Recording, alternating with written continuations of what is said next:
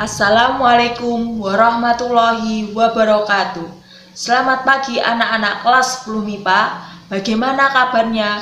Semoga sehat serta selalu dalam lindungan Tuhan. Sebelum memulai pembelajaran pada hari ini, marilah kita berdoa sesuai dengan keyakinan masing-masing. Dipersila.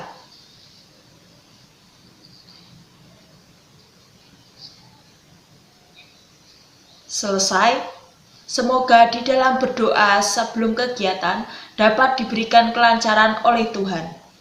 Baik, sebelumnya kita sudah mempelajari tentang teks laporan hasil observasi.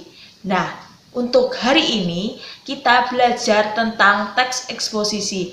Pada bab 2 ini kita mempelajari tentang mengembangkan pendapat tentang teks eksposisi. Pernahkah kalian mendengarkan seseorang sedang mengungkapkan pandangan atau pendapatnya tentang sesuatu? Misalnya, kalian mendengarkan penjelasan dari seseorang tentang perlunya vaksinasi sebagai perlindungan terhadap virus COVID-19 untuk meyakinkan pendengar atau pembaca tentang pentingnya vaksin. Pembicara atau penulis perlu menggunakan argumen. Nah, jenis teks yang digunakan itu untuk menyampaikan pendapat adalah teks eksposisi. Pada bab ini kalian akan belajar 1. Menginterpretasi isi teks eksposisi, 2. Mengembangkan isi teks eksposisi, 3. Menelaah struktur dan kebahasaan teks eksposisi, yang keempat menyusun teks eksposisi.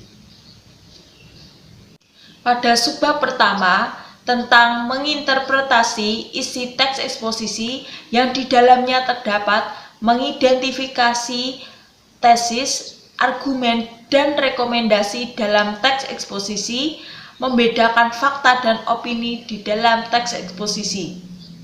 Kedua, tentang mengembangkan isi teks eksposisi. Di dalamnya terdapat melengkapi tesis dan argumen, menyampaikan kembali isi teks eksposisi dengan bahasa yang berbeda. Subbab ketiga, tentang menelaah struktur dan kebahasaan teks eksposisi. Di dalamnya terdapat mengungkapkan struktur teks eksposisi dan membandingkan kebahasaan dua teks eksposisi.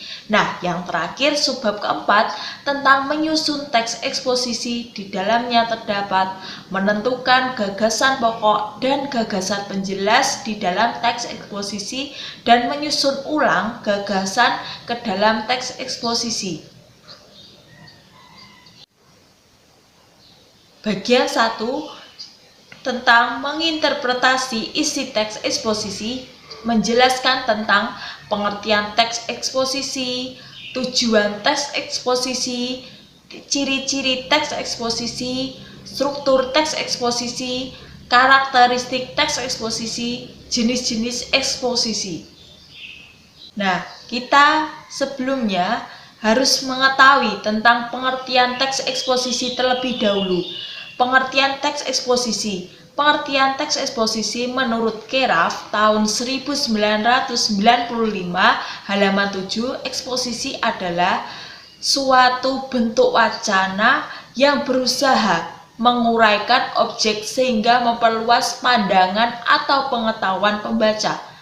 Dari eksposisi tersebut, itu merupakan bentuk wacana yang memiliki tujuan utamanya yaitu memberitahukan dan memberi informasi mengenai suatu objek tertentu.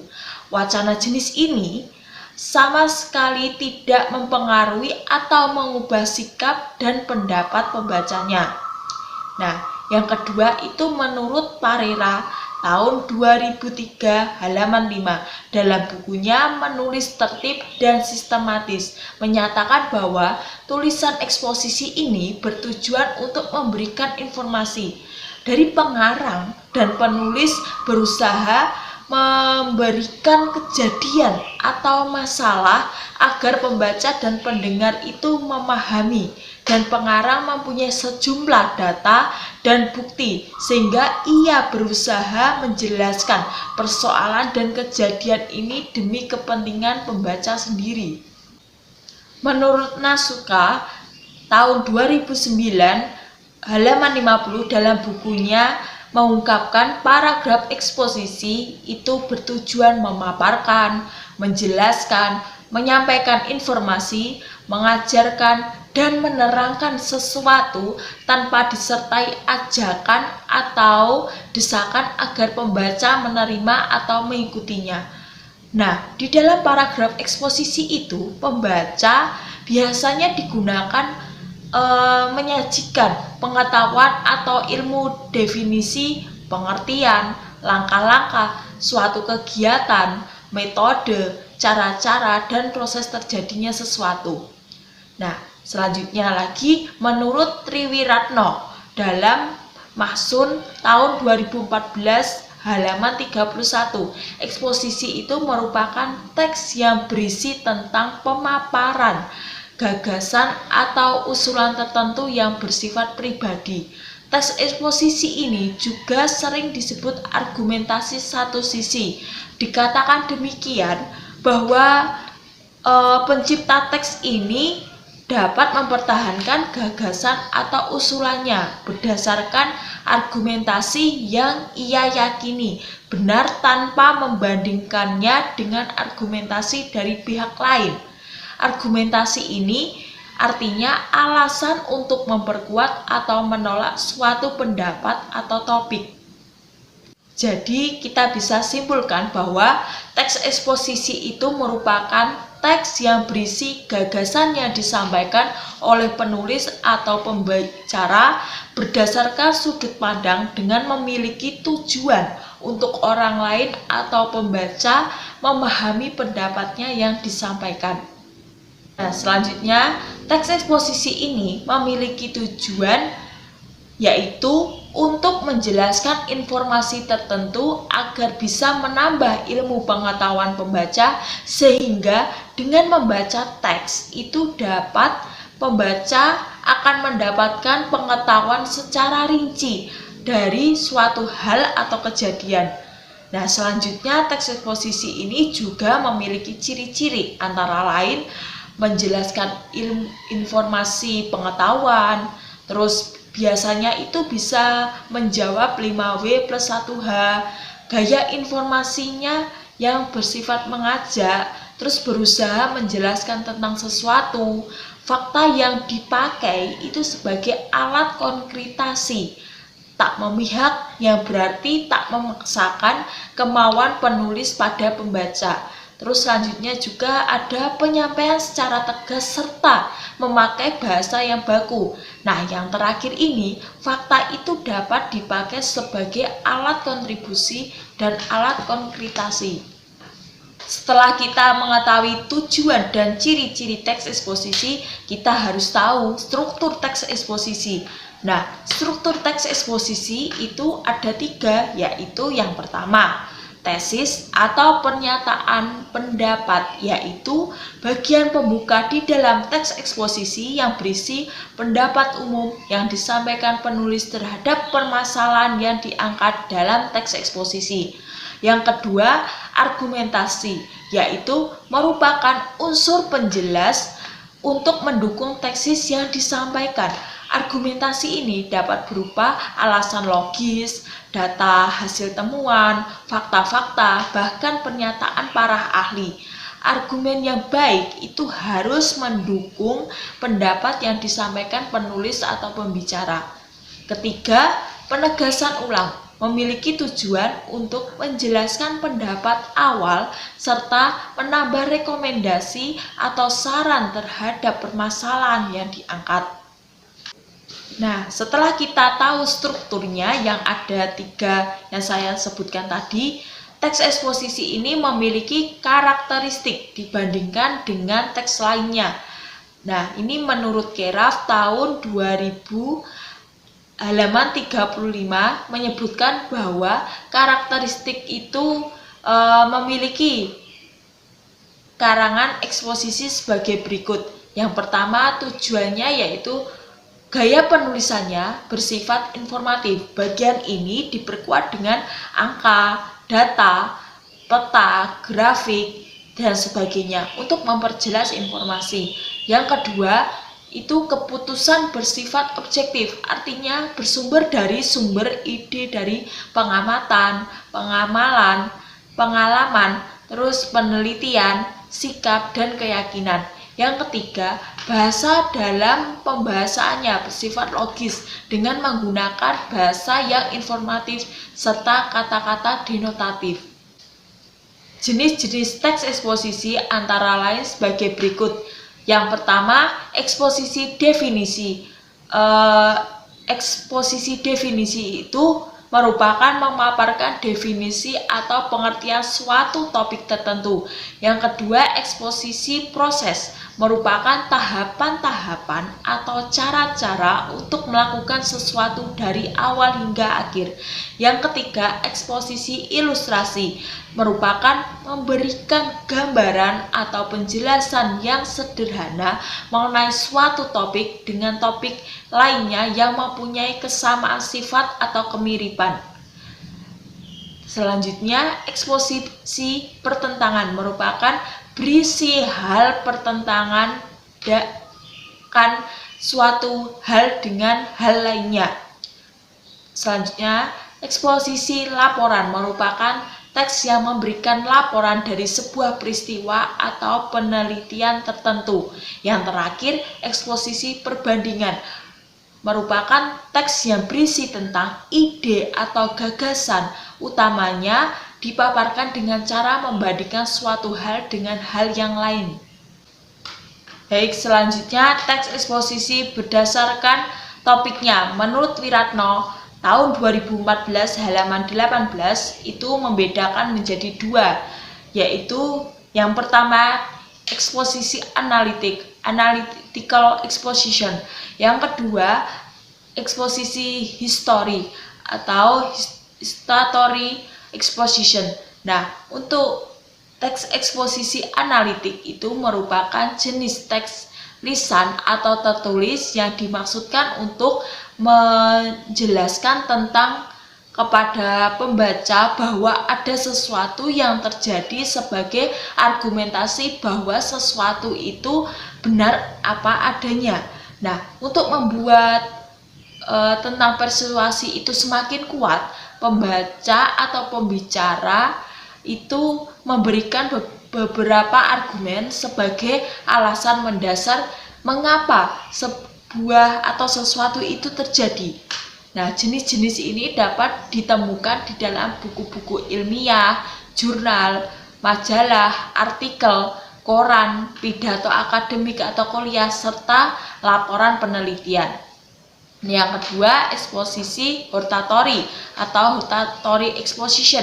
Nah, teks hortatory eksposisi ini merupakan teks yang membuat pembaca teks itu memiliki keinginan untuk melakukan yang ada di dalam teks atau melakukan hal yang dibicarakan atau menghadirkan usaha penulis mempengaruhi pembaca untuk melakukan sesuatu atau bertindak dalam hal tertentu.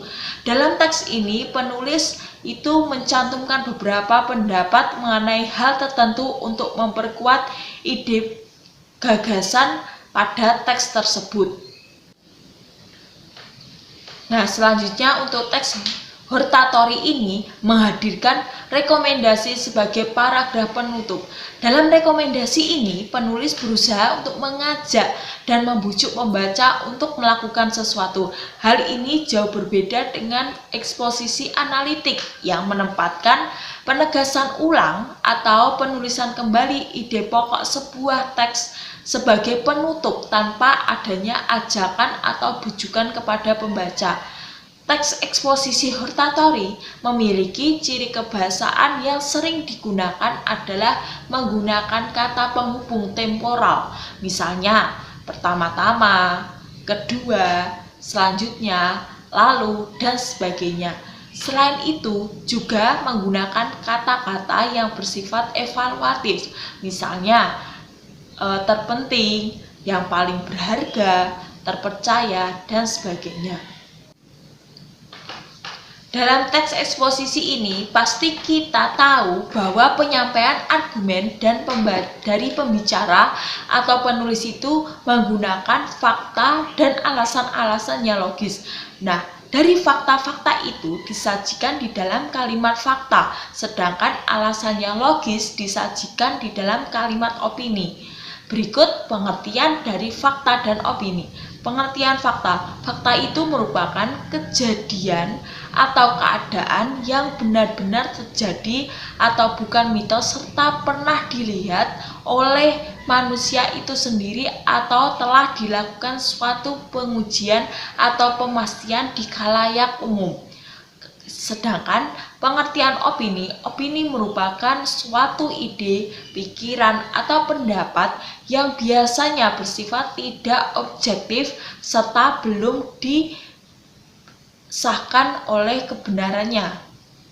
Ciri-ciri fakta. Ciri-ciri fakta itu ada 3. Yang pertama, sudah teruji kebenarannya di depan khalayak umum serta bersifat objektif. Yang kedua, memiliki data yang akurat atau tepat serta dibuktikan sebagai pendukung kebenarannya. Yang ketiga, pernah dilihat oleh manusia serta dilakukan pengujian dari penelitian di khalayak umum. Nah, dari adapun ciri-ciri tadi, fakta yang saya sebutkan tadi di dalam kalimat itu dapat kita buktikan sebagai berikut. Yang pertama, memiliki data akurat. Dengan memiliki data akurat tersebut di dalam kalimat fakta, temuan-temuan itu cenderung bisa ditemukan atau data yang jelas terhadap suatu peristiwa. Di dalam kalimat, data tersebut itu dapat berupa tentang bilangan statistik, terus tanggal dan waktu kejadiannya, maupun hal lain yang sudah terverifikasi. Terus yang kedua, bersifat objektif. Ya, yang dimaksud dengan objektif ini di dalam kalimat fakta itu merupakan pernyataan yang terdapat di dalamnya bersifat umum atau yang bisa diakui kebenarannya oleh khalayak orang banyak, khususnya oleh badan atau lembaga resmi. Nah, yang ketiga, benar-benar terjadi. Di dalam sebuah kalimat fakta itu dianggap sebagai fakta atau kenyataan jika di dalamnya memiliki situasi yang benar-benar terjadi. Benar-benar terjadi itu maksudnya adalah jika kita bisa melihat dengan mata kepala sendiri maupun yang kita dengar, agar kita dapat memastikan bahwa sesuatu itu benar apa adanya. Nah, selanjutnya ciri-ciri opini. Ciri-ciri opini itu ya juga disebutkan ada 3. Yang pertama, belum teruji kebenarannya dan bersifat subjektif. Yang kedua, tidak memiliki data pendukung atau bukti yang akurat. Ketiga, merupakan suatu peristiwa yang belum terjadi karena itu merupakan suatu pendapat. Nah, dari adapun ciri-ciri yang sudah saya sebutkan, di dalam opini itu memiliki ciri-cirinya terdapat di dalam kalimat sebagai berikut. Yang pertama, mengandung pendapat pribadi. Nah, dari mengandung pendapat pribadi itu merupakan sebuah opini yang berisi tentang kalimat yang akan menemukan pendapat dari dirinya sendiri ataupun orang lain. Dalam beberapa kasus pada kalimat opini itu ditemukan pernyataan dari orang yang sudah terkenal sehingga terkesan sebagai fakta. Padahal perkataan yang dikatakan orang tersebut itu masih sebatas pendapat yang belum bisa dibuktikan kebenarannya. Terus yang kedua, bersifat subjektif. Nah, subjektif ini hampir sama dengan ciri-ciri pertama. Dengan ciri kedua ini, dari kalimat opini itu merupakan pernyataan yang dipaparkan dalam kalimat cenderung subjektif. Artinya, hal-hal yang dikemukakan atau dinyatakan itu hanya menurut salah satu dari pihak sehingga tidak bisa dikatakan secara netral. Yang ketiga, memiliki sifat relatif. Pada kalimat opini itu, kalian akan cenderung menemukan kata yang bersifat relatif. Nah, maksudnya relatif di sini itu merupakan kata atau frasa tersebut itu cenderung bisa berubah bergantung siapa yang mengucapkan. Nah, dari kata-kata yang relatif itu diantara paling, terus ada kata lebih, agak, ataupun biasanya. Nah, dari pengertiannya, terus ada ciri-cirinya, terus ciri-ciri di dalam kalimat, kita bisa bedakan mana fakta dan opini. Nah, untuk perbedaannya, fakta dan opini itu, fakta merupakan sesuatu yang apa adanya terjadi. Maksudnya, fakta sebagai potret kehidupan, keadaan, atau peristiwa. Oleh sebab itu, fakta sulit untuk dapat terbantahkan, disebabkan karena kita dapat melihat atau juga diketahui oleh orang banyak. Meskipun hal demikian, fakta itu tersebut dapat berubah jika ditemukan fakta baru yang jelas dan lebih akurat. Terus yang kedua, opini. Nah, opini itu merupakan pendapat belum benar apa adanya. Pendapat pribadi tersebut dapat benar, bahkan dapat juga salah. Pendapat seseorang tersebut juga berbeda-beda dengan pendapat seseorang lainnya. Suatu pendapat tersebut akan dapat semakin mendekati kebenarannya apabila jika ditunjang oleh keberadaan suatu fakta yang kuat dan juga meyakinkan. Nah, berikut contoh teks eksposisi beserta strukturnya. Bisa kita lihat bahwa ada judul yang saya tulis ini, menjaga kebersihan lingkungan sekolah. Diperhatikan untuk paragraf pertama, kebersihan lingkungan sekolah merupakan salah satu faktor terpenting untuk menciptakan kenyamanan baik di lingkungan rumah maupun di lingkungan sekitar. Setiap sekolah selalu mengajarkan anak didiknya untuk menjaga kebersihan lingkungan sekolah. Bahkan kebersihan sekolah banyak disebabkan untuk menarik minat sekolah agar mereka peduli kebersihan. Cara untuk menjaga kebersihan sekolah diantaranya membuang sampah pada tempatnya, menghapus papan tulis, menyapu ruang kelas, dan lain-lain. Terus paragraf kedua, tentang pembagian piket kelas menjadi salah satu cara untuk menjaga kebersihan lingkungan sekolah. Penjaga piket, petugas piket biasanya melakukan tugas membersihkan ruang kelas seperti menyapu kelas, menghapus papan tulis, dan menyiapkan spidol atau papan tulis. Selain itu, setiap hari Jumat selalu digunakan untuk melakukan kerja bakti membersihkan sekolah setiap pelajaran pertama selesai. Banyak manfaat yang diperoleh dari kegiatan Jumat bersih. Selain lingkungan sekolah bersih, hubungan murid dan guru juga bisa semakin akrab dengan adanya kerjasama. Nah, dari kedua paragraf ini bisa dijelaskan bahwa paragraf yang pertama itu mengandung tesis, yang kedua itu mengandung struktur argumentasi.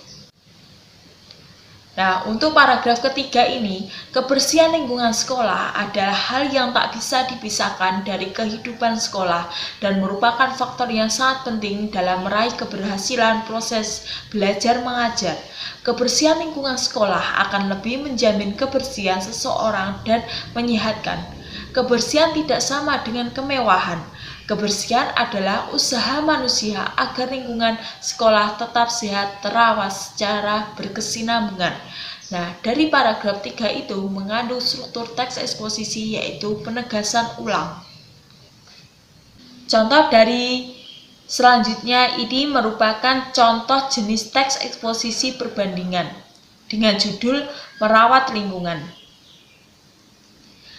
Dimanapun kamu tinggal, kamu pastinya akan selalu berusaha untuk menciptakan tempat tinggal yang nyaman dan sehat. Kedua hal tersebut tentunya hanya bisa didapatkan jika kamu terus aktif untuk membersihkan dan merawat tempat tinggal kamu. Hal ini juga berlaku untuk bumi yang kita tinggali. Kita tidak akan bisa hidup nyaman di atas bumi tanpa melakukan usaha untuk merawat dan menjaga alam sekitar kita. Proses merawat lingkungan hidup merupakan cara berpikir berbeda di mana manusia mencoba untuk menjadi lebih peduli terhadap lingkungan dan masa depan bumi.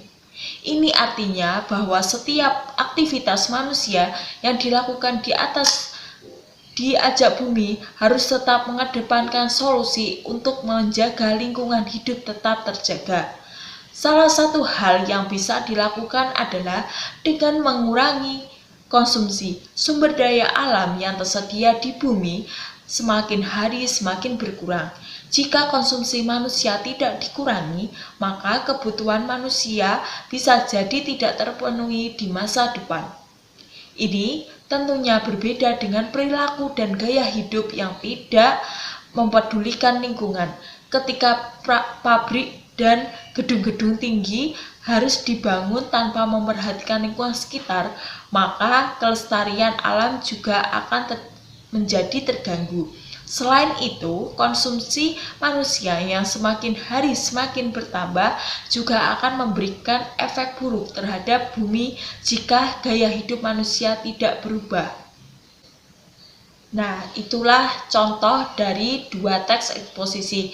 Selanjutnya, untuk bagian 2, kita akan mempelajari mengembangkan isi teks eksposisi yang menjelaskan tentang yang pertama, pengertian dan ciri-ciri gagasan pokok, yang kedua, pengertian dan ciri-ciri gagasan penjelas.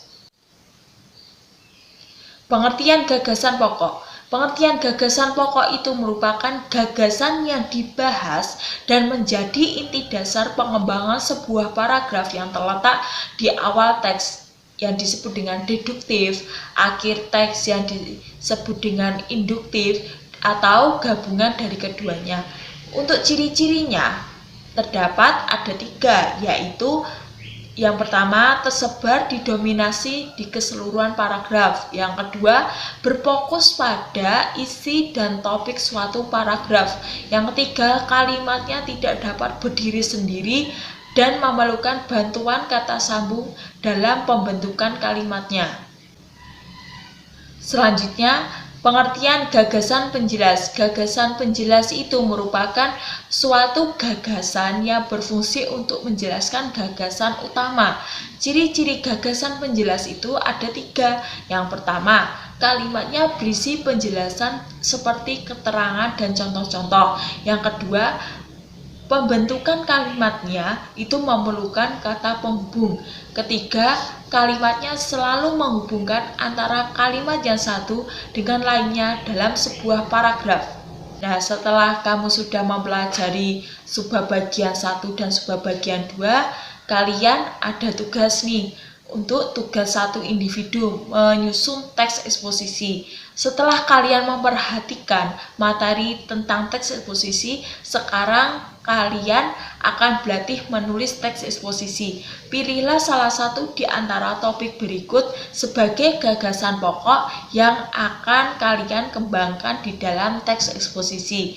Pilihlah topik sesuai dengan keinginan atau selera masing-masing. Yang pertama, topik pertama itu yaitu protokol kesehatan saat pandemi COVID-19 di lingkungan sekitar rumahmu. Yang kedua, vaksinasi COVID-19 di lingkungan sekitar rumahmu. Yang ketiga, PPKM di lingkungan sekitar rumahmu.